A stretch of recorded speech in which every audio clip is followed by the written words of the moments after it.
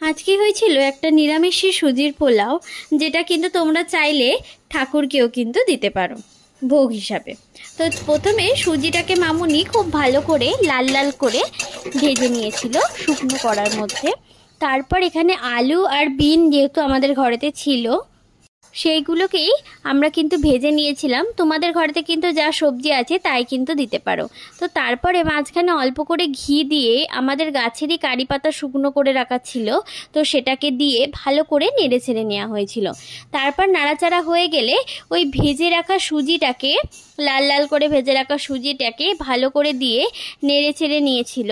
তারপর কিন্তু এর মধ্যে অল্প করে কিশমিশ আর বেশি করে কিন্তু চিনি দিয়েছিল মামুনি। এটার কিন্তু টেস্টটা, হ্যাঁ, অনেকটাই পরিমাণে কিন্তু চিনি রাখবে, যেহেতু মিষ্টি মিষ্টি হওয়ার জন্য চিনি আর কিন্তু নুন অ্যাড করে দিয়েছিল।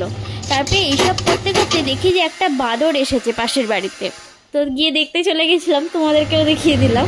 তো তারপরে ভালো করে নাড়াচাড়া হয়ে গেলে অল্প করে গরম জল দিয়ে দিয়ে কিন্তু অনেকক্ষণ ধরে প্রায় কষাতে হবে এই জিনিসটাকে। প্রায় মানে 3-4 বার ধরে মামুনি কিন্তু গরম জল দিয়ে দিয়ে কন্টিনিউ কিন্তু কষিয়েছিল খুব ভালো করে। তুমি দেখতেই পাচ্ছ গরম জল দিয়ে কিভাবে কষাচ্ছে।